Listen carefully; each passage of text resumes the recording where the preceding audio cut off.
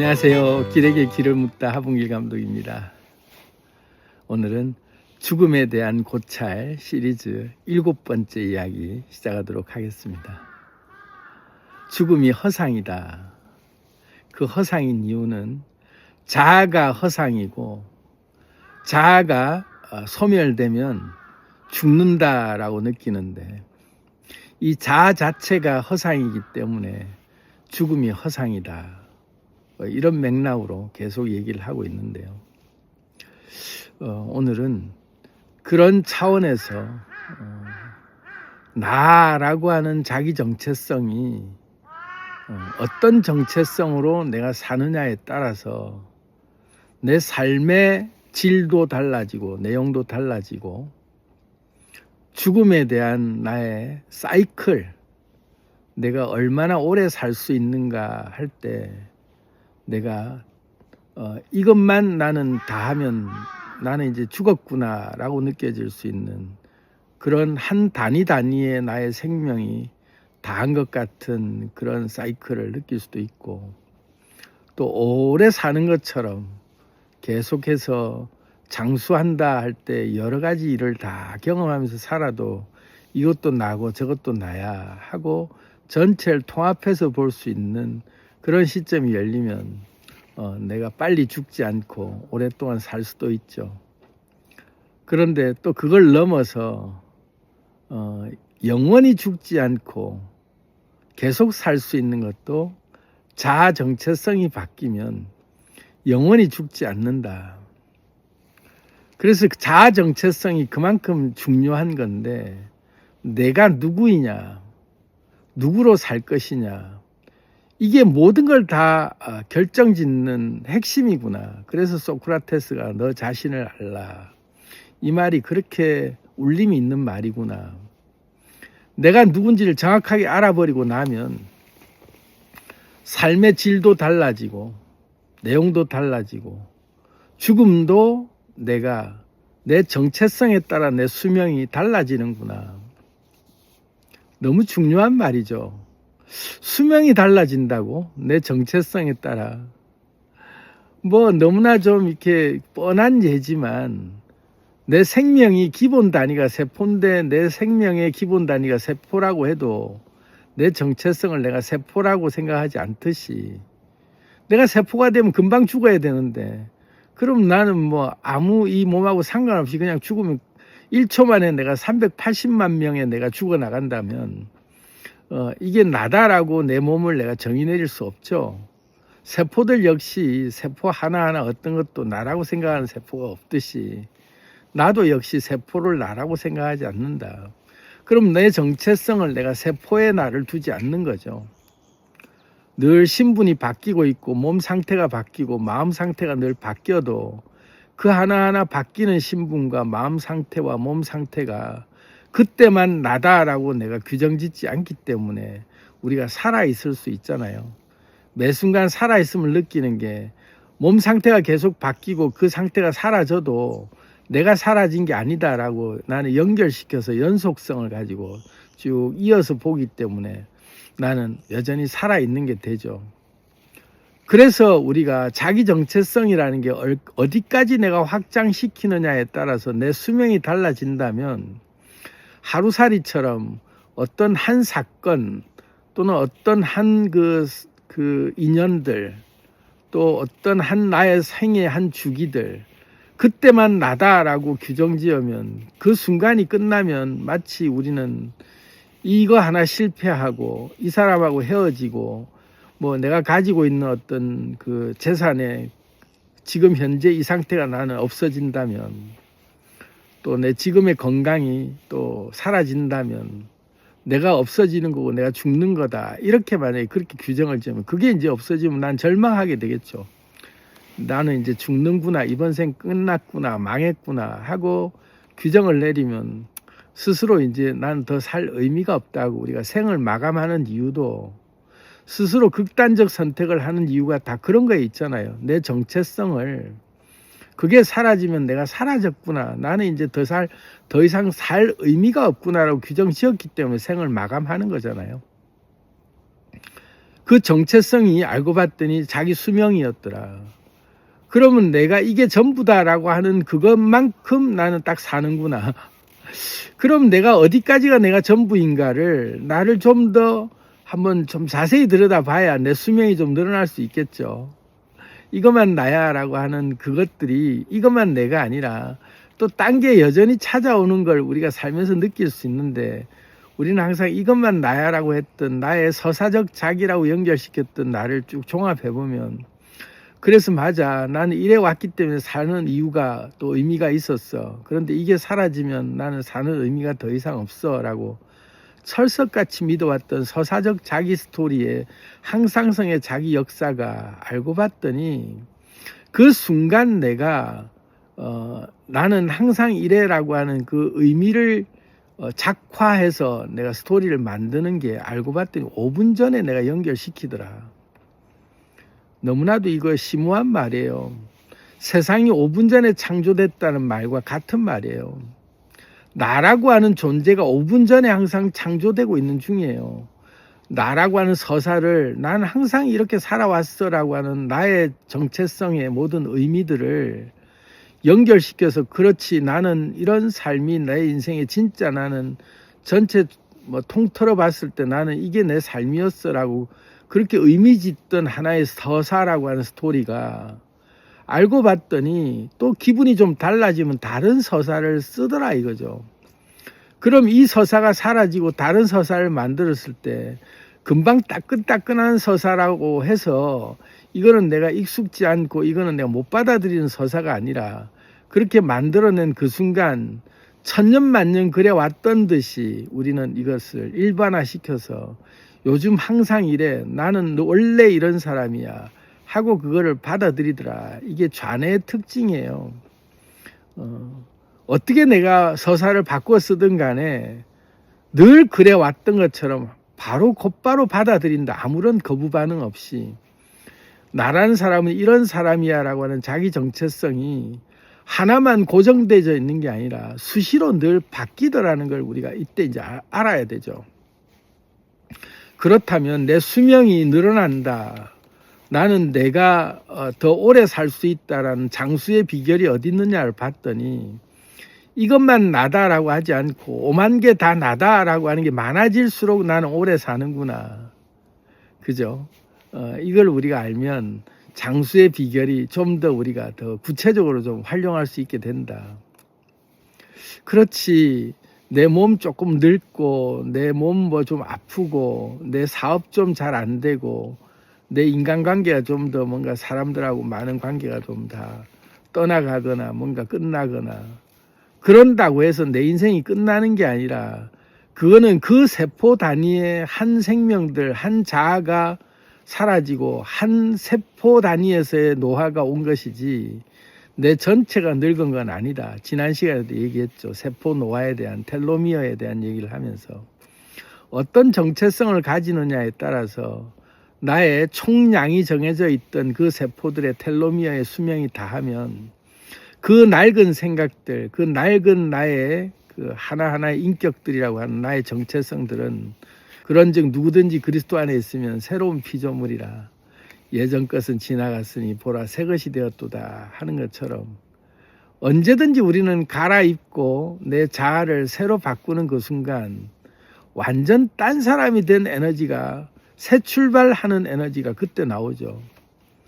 학창시절에 많이 느낀 거지만 중3 되면 애 늙은이처럼 행동하다가 고1 들어가면 1학년이라는 그 의식 때문에 완전 또 철부지로 바뀌더라. 고3 되면 또 애 늙은이처럼 또 변했다가 대학교 1학년 들어가면 또 풋풋한 새내기로 또 바뀌더라. 에너지가 바뀐다 이거죠. 고3 때 내던 에너지와 대학 1학년 때 내는 에너지는 한 살 더 먹었음에도 불구하고 완전 어린애로 또 돌아간다. 직장을 들어가서 신입사원이 되면 그 신입사원이 나름 아무리 멋을 내고 이렇게 잘 꾸미고 왔다고 해도 오래된 경력직들이 바라봤을 때는 야, 정말 촌티난다, 정말 풋풋하다 할 만큼의 느낌들이 확 풍겨진다. 그게 다 새 출발한다 할 때 새로운 마음으로 새로운 자아가 덧입혀져서 어딘가의 신세계로 들어가듯이 새로운 어떤 환경에 들어가면 우리는 완전 신체가 달라진 느낌들을 받고 자아가 달라진 상태가 되니까 완전 다른 에너지를 내면서 거기에는 세포가 새로 생긴 세포로 새 생명이 시작되더라. 그래서 거듭난다라는 의미가 한 번 거듭나고 끝나는 게 아니라 우리는 매 순간순간 거듭나고 있다는 걸 알아야 돼요. 세포가 매 순간순간 죽고 새로 태어나듯이 우리의 의식도 매 순간 죽고 새로 태어난다. 이런 게 자아의 소멸이고 죽음이라면 우리는 매일 죽고 매일 새로 태어나고 있는 거죠.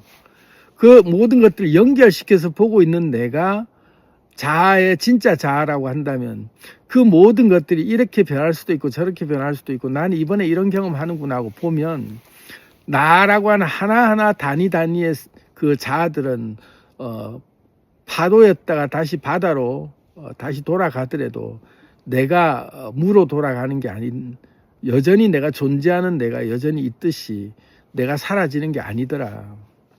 그러면 자기 정체성을 어떻게 키워야 될까? 나라고 하는 자기 정체성이 커지는 만큼 내 수명이 더 늘어나고 내 삶의 질도 달라지고 삶의 어떤 방향이나 내용도 달라질 수 있다면 자기 정체성을 어디까지 내가 두느냐에 따라 내가 세상을 보는 그 눈도 달라지고 살아가는 것도 달라지고 세상과 나와 상호작용하면서 맺어지는 속성값도 다른 속성을 느낄 수 있게 되는구나. 그게 일체유심조의 비결이죠. 내가 세상을 어떻게 보느냐에 따라 그 보이는 그 관점이 원래부터 그렇게 있었기 때문에 그렇게 보이는 게 아니라 내가 그렇게 믿고 보기 때문에 세상은 그렇게 다시 보이는 거죠. 히브리서에 그런 말이 있죠. 그런즉 보이는 것은 나타난 것으로 말미암은 것이 아니라 하나님의 말씀으로 된 것이다. 뭐 이렇게 표현하는데 내 생각에 따라 그렇게 된 거다 이거죠. 보이는 것들이 나타난 것으로 말미암은 것이 아니다. 있기 때문에 보이는 게 아니다. 내가 그렇게 보기 때문에 그렇게 보이는 거다. 관점이 달라지면 세상이 달라지는 이유가 그런 거죠. 그러면 내가 수명이 달라지고 수명이 길어지게 되는 비결은 내가 정체성이 더 많으면 많을수록 더 다양한 정체성의 나들을 내가 수용하면 할수록 그래 그럼 어때 또 내가 그래봤자 바둑 한 판이야 이러저러한 생각들이 딱 박혀 있으면 아 그래 이런 것도 경험하는 거지. 이게 끝났다고 내 인생 끝나는 게 아니야. 잠시 내가 몸 상태 이렇다고 내가 계속 이런 게 아니야 하는 걸 우리가 딱 그 감을 잡기 시작하면 한순간에 이럴 수 있어도 또 내일 되면 또 새 몸이 되고 또 새로운 컨디션으로 또 언제 그랬냐는 듯이 새 힘을 얻을 수 있구나 하면 신체 상태도 그만큼 플렉시블하게 계속 내가 새로운 에너지 상태로 언제든지 리셋할 수 있는 비결을 감을 잡을 수 있죠. 이게 이제 하나씩 경험을 해봐야 되는데 경험을 하지 않으면 뭔 말인지 말로만 들어갖고는 이해가 잘 안 되고 그래서 이걸 하나씩 체험해 보는 게 중요해요. 나라고 하는 자기 정체성을 어떻게 키울 것인가? 나라고 하는 자기 정체성을 어떻게 더 다양하게 많은 자기 정체성을 경험해 볼 것인가? 내가 늘 쓰던 자아라고 하는 나의 인격, 나의 뭐라고 그럴까요? 성질. 이런 게 나는 이런 성질만 있어 하고 그것만 늘 쓰면 나는 이런 성질 하나밖에 없는 사람인 양 딱 나를 제한시키면 딱 그만큼의 에너지밖에는 못 쓰면서 나는 제한된 내 에너지가 그 안에서 그거밖에는 안 나오죠. 나는 소극적이야. 그러면 나는 늘 소극적인 사람이 될 수밖에 없어요. 그죠? 저도 그랬어요. 나는 정리가 안 되는 사람이야. 그 순간 나는 정리를 포기한 사람이 되더라. 난 성질이 급한 사람이야. 그럼 나는 항상 성질이 급한 성질만 내고 있더라. 근데 나는 침착하고 차분하고 느긋하고 여유롭고 그렇게 나는 성질이 나한테도 이런 성질이 있어. 그렇게 나 자신의 나의 자기 정체성의 면을 더 다양한 면을 내가 있다라고 인정하고 그런 면들을 체험하기 시작할 때 늘 참을 수 없는 존재의 가벼움으로 늘 급한 성질만 내던 나만 나오다가 맞아, 나는 침착한 면도 있지. 나는 차분한 면도 있어. 난 느긋한 면도 있고 난 여유로운 면도 있어.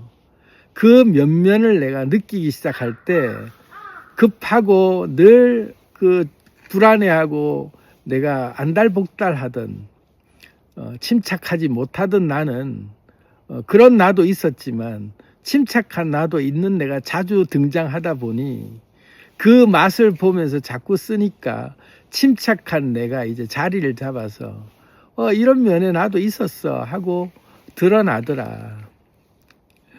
제가 생기유기체를 계속 암송하면서 하나하나의 인격들을 느끼고 있는 것들이 너무나도 신기한 게 저한테 인자하고 온화하고 뭐 이런 면들이 있냐? 없다.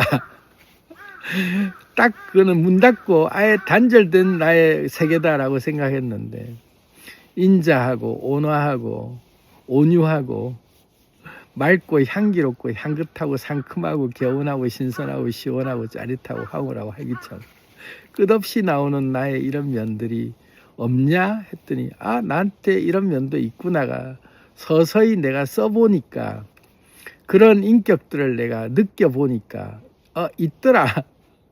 나한테 이런 면이 있었네. 지난 100일간은 정리정돈을 제가 키워드로 100일 동안을 계속 그 묵상을 하면서 정리정돈을 내가 할 줄 아는 사람이다. 이걸 계속 되뇌었는데 조금씩 이제 내가 정리가 안 되는 사람이다 이런 생각을 안 하는 게 이제 싹 느껴지더라고요. 달라지더라 이거죠.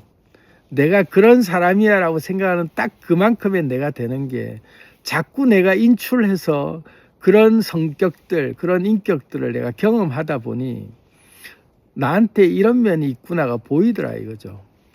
근데 요즘은 제가 이제 더 깊이 들어가서 뭐를 생각하냐면 맞아, 나는 초월적인 존재였지.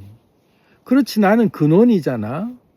그럼 이 생기유기체 전체를 나는 다 포함한 우리는 하나다라고 하는 모든 게 다 나의 면이 있다면 그래, 나는 내 속에 초월적인 에너지가 이미 나한테 있다는 거잖아. 그렇게 나 자신의 정체성을 다시 세팅하고 바라봤을 때 맞아, 그러면 내가 평상시에도 쓸 수 있는 에너지잖아. 그게 이제 처음에는 안 믿기고 안 써보니까 어색하고 좀 뭔가 낯설어서 뻘쭘하게 좀 머뭇머뭇하게 될 수 있지만 당연한 듯이 내 정체성을 그렇게 세팅하고 그렇게 자주 소환하면서 만약에 느끼기 시작한다면 그 에너지가 나올까요? 안 나올까요? 너무나 뻔한 얘기 아니겠어요? 뭐 눈에는 뭐만 보인다라고 할 때 내가 뭐다라고 나의 정체성을 나는 그렇게 나 자신의 자기 정체성을 인식하고 살아가는 사람은 그 신분으로 모든 것들이 보일 수밖에 없잖아요. 그러면 이왕이면 나는 내 수명이 좀 늘어나겠다 이런 정도만 내가 꿈꿀 게 아니라 내가 누구냐 했을 때 좀 더 나는 좀 초월적인 존재가 돼서 세상의 모든 일들을 좀 내가 좀 많은 능력들을 쓸 수 있는 상태로 내 자신의 삶을 좀 살고 싶다 이런 욕심을 만약에 내는 게 그냥 망상이고 불가능한 얘기라면 그거는 뭐 착각하지 마라 이러는데 수많은 사람들이 이미 초자연적 존재로서 초월적 에너지를 쓰는 사람들이 한둘이 아니더라. 저런 것도 하는데 나라고 왜 못해 라고 할 수 있는 게 알고 봤더니 내가 그렇다라고 내 정체성을 정하고 자꾸 그걸 꺼내 쓰기 시작하면 처음에는 뭐든지 익숙하지 않을 때는 낯설어 보일 때는 다 그게 내게 아닌 것 같아요. 그런데 익숙해지면 그게 언제 그랬냐는 듯이 내게 돼버려요. 그게 무슨 거짓말을 많이 하는 사람도 똑같죠.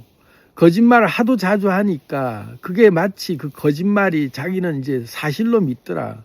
그럼 그 신분으로 사는 거예요. 그 효과가 최면을 걸거나 무슨 스스로에게 뭔가 세뇌를 시키거나 그런 정도로만 생각할 문제가 아니었다 이거죠. 내 정체성에 따라서 내가 대하고 있는 사물과의 속성도 그 정체성에 따른 에너지가 속성값이 그 느낌이 다시 완전히 새로운 에너지가 느껴지더라. 정해져 있는 속성이란 없기 때문에 그래요. 내가 어떤 신분으로 세상을 보느냐에 따라 세상이 완전히 다르게 보이는 비결이 여기에 달려 있었죠. 그래서 우리가 죽음이 두렵거나 뭔가 내 수명을 늘리고 싶거나 내 몸을 고치고 싶거나 내 에너지가 좀 다른 인격으로 나는 좀 더 세상을 마음에 드는 사람으로 살고 싶다 이런 마음이 있다면 내 정체성의 문제만 확실하게 내가 바꾸면 다 바뀔 수 있다. 그러면 살아생전에도 죽음을 경험하지 않고 영원히 살 수 있는 사람도 되는구나. 이게 뭔 말이냐. 어떻게 수명이 정해져 있는데 영원히 어떻게 사냐. 근데 알고 봤더니 우리 주변에 영원히 사는 사람들이 꽤 있는 것 같더라. 예수님만 해도 영원히 살고 있다 지금도. 2000년 전 인물인데 지금도 생생히 사회적 실체로 존재하면서 사람들에게 영향을 끼치고 있고 살아있는 주님이다, 살아계신 주다라고 생생히 느끼는 사람들이 너무 많더라. 살아있는 거죠. 내 정체성이 그런 존재로 바뀌면 영원히 살아있는 상태를 경험할 수 있다. 이미 사회적 실체로 살아있는 존재가 되는 거죠. 부처님도 2500년 전, 2600년 전 인물이지만 지금도 생생히 살아있는 듯이 우리가 느끼는 사람들이 많다. 세종대왕이나 이순신 장군이나 다 위대한 영웅들, 위대한 선조들이 우리에게 지금도 생생하게 삶에 영향을 끼치고 있는 것들이 누구도 그 사람이 죽은 옛날 사람이다라고 우리가 다 입자적으로는 소멸한 사람일지 몰라도 에너지적으로는 정신적으로 의식적으로는 우리에게 너무나도 생생히 살아서 우리 후손들이 그 덕을 보고 칭송하며 지금도 우리는 그 에너지의 영향력 아래에 있다. 이걸 부인할 수 없어요. 위대한 성현들이 남기고 간 수많은 에너지의 그 파문이라고 할까 파동이 에너지 불멸의 법칙으로 지금도 생생히 우리와 상호작용하면서 우리에게 영향을 끼치고 있는 게 살아있는 게 아니면 뭐냐. 악령으로 떠돌고 있는 그런 그 귀신이라고 우리가 흔히 느껴지는 그런 악령, 망령이 되살아났다라고 할 때도 뭔가 잘못한 사람들이 그 망령이 괴롭힌다라고 느껴질 때는 그 사람들에게는 그 망령이 생생히 살아있는 망령이죠. 죽지 않고 계속 옆에서 원혼이 돼서 떠돌고 있는 것 같은 그런 저주를 받은 듯한 느낌 속에 사회적 실체로서 그 사람들에게 영향을 끼치고 있잖아요. 그 사람들에게는 그 죽은 자의 망령이라고 할 수 있는 에너지들이 결코 죽은 자의 망령이라고 그냥 무시할 수 있는 게 아니다. 계속 꿈속에 나타나고 일상 속에서 헛게 보이고 살아있는 느낌처럼 귀신으로 우리 삶에서 영향을 끼치더라. 다른 사람들에게는 아무런 영향을 못 끼치는데 유독 그 해당되는 사람들에게는 망령으로 원혼이 돼서 떠돌게 있는 것 에너지들을 느끼게 하더라 이거죠. 그런 것들을 죽었다라고 소멸됐다라고 할 수 있는가? 살아있다. 에너지로 살아있는 거죠. 이런 모든 것들을 봤을 때 에너지로 살아있다라는 걸 그렇게 우리는 알 수 있는 거예요. 아주 제가 좋아하던 그 탤런트 영화배우가 이 세상을 달리했지만 드라마를 보거나 영화를 볼 때마다 그 배우의 얼굴을 볼 때마다 참 너무나 연기를 잘한다 하고 느낄 때 그 감성이 살아있는 에너지로 느낀다. 생생히 죽지 않았다 이거죠. 그는 죽지 않았어요. 그들은 죽지 않았어요. 영원히 살아있죠. 그 영화를 보는 사람, 그 드라마를 보는 사람들에게는 그 순간 찬란한 별로 빛나고 살아나서 부활해서 우리 곁에 에너지로 존재하고 있는 상태예요. 그것을 누가 죽었다라고 할 수 있는가? 보고 있는 그 순간은 살아있는 존재가 되는 거예요. 생생히 우리가 교감하고 있다면 살아있는 거예요. 그건 개념에 지나지 않는 거 아니냐. 이런 게 뭔 살아있다라고 억지로 부릴 수 있는 그런 내용이 아니지 않느냐. 죽은 사람 죽은 거지. 그 에너지로 느낀다고 그게 살아있다고 보느냐. 이렇게 반문하실 수가 있는데 그게 살아있는 게 아니면 뭐냐 이거죠. 우리가 살아있다라고 느끼는 생생히 느끼는 모든 것들이 정신적으로 느끼는 거가 아니면 뭐가 살아있다라고 하겠어요. 모든 것들이 다 살아있다라고 느끼는 것은 내 머릿속에서 떠올리고 생생히 오감으로 느낄 수 있을 때 우리는 살아있다라고 하는데 그런 것들을 우리는 다 살아있는 상태에서 느끼는 거라면 그런 존재들은 다 살아있는 거죠. 여전히 죽지 않고 소멸되지 않고 에너지로 살아있는 거예요. 그거하고 내가 영원히 죽지 않고 나도 에너지로 살아있는 거하고 이게 뭔 관계 있느냐. 내가 죽고 의식이 없으면 나도 죽고 소멸되고 나는 다 모든 암흑 속으로 다 기억도 나는 하나도 못하고 다 사라져버리면 그게 무슨 의미가 있느냐라고 하는데 그렇지 않아요. 나라고 하는 의식이 어디까지 내가 확장되어 있느냐에 따라서 나는 그 정체성이 살아있는 한은 나는 죽지 않아요. 나는 죽지 않아요. 예수님이 죽지 않고 있는 것처럼 내 정체성이 그 신분으로 내 정체성이 계속 있는 한은 나는 소멸되지 않아요. 그걸로는 살아있다 이 말이죠. 근데 수많은 나들 중에 내가 내 정체성은 이거는 이제 난 정체성을 다 했다라고 내가 기억조차 하지 않는 것들은 그런 자아는 그런 나는 내가 그 정체성이 머물러 있지 않기 때문에 그 자아인 나는 죽어도 아무 나는 애달픔이 없죠. 세포 하나가 죽을 때 아무런 슬픔이나 두려움이 없듯이 그런 자아들은 소멸돼도 나는 하나도 내가 소멸됐다고 생각지도 않는다. 그런데 메인 정체성이라고 하는 나의 근본 정체성이 불멸의 정체성으로 내가 만약에 인식하고 있다면 그거는 나는 소멸하지 않죠. 왜? 그 의식으로 계속 보고 있기 때문에 그 의식이 소멸하지 않는 한은 이게 나는 이제 이 의식이 더 이상 나는 이 의식이 아니야라고 그걸 내가 스스로 소멸시키지 않는 다음에는 그 의식은 살아있어요. 생생히 그 의식으로 나는 느낄 수 있는 중이죠. 우리가 그걸 많이 느끼잖아요. 내 신분이 바뀔 때마다 내가 소멸된 의식이 한두 개겠어요. 수많은 신분들이 계속 생겼다가 사라지는데 그 신분 사라졌다고 내가 소멸됐다고 생각하고 내가 죽었다 생각 안 하잖아요. 남들은 나를 그 차원에서 만났던 사람들이 나를 잊어버리고 나를 죽은 사람 취급을 한다 해도 나는 죽은 게 아니죠. 그들의 기억 속에서 사라졌다고 해도 나라고 하는 정체성이 그 모든 것들을 다 포함하고 있는 나로 살고 있는 내가 살아있을 동안은 내 의식이 그렇게 있는 동안은 나는 죽지 않았어요. 나는 불멸자로 계속 관찰하고 있는 중이죠. 계속 보고 있는 거예요. 그런데 그 의식을 내가 내려놨을 때, 그 자기 정체성을 내려놨을 때 비로소 나는 그 의식이 이제 다시 진공 상태로 돌아간다. 그리고 또 다른 의식을 만들어낼 때는 이제 그게 미련이 없기 때문에 그 의식이 사라져도 하나도 나는 안타까워하지도 않아요. 우리가 제일 두려워하고 힘들어하는 게 이런 것들이죠. 죽고 나면 내 영혼이 소멸되듯이 내 기억도 다 잊혀지면 내가 소멸되는 거에 대한 두려움이 그런 것 때문에 우리가 많이 두려워하는데 내가 망각의 그 블랙홀 안으로 입자나 반입자나 다 모든 게 다 빨려 들어간다고 착각하는데 입자만 빨려 들어갔지 반입자인 나의 의식의 모든 주파수 에너지들은 사건의 지평선에 그대로 박제되어 있어요. 불멸이에요. 에너지 불변의 법칙이 그대로 남아있죠. 그리고 나는 내가 의식을 다 잊어버리고 망각을 한 상태에서 전혀 다른 존재로 내가 또 다음 생에나 뭐 어떤 차원이든 내가 살게 된다면 이번 생에 이번 차원에서 있었던 모든 것들을 까마득히 다 잊어버렸다고 해서 그게 소멸된 게 아니라 사건의 지평선에 여전히 밤하늘에 빛나는 별처럼 찬란하게 다 박제돼 있어요. 내가 기억을 못하고 기억을 안 떠올리고 있을 뿐이지 그게 아직도 여전히 소멸되지 않고 있어요.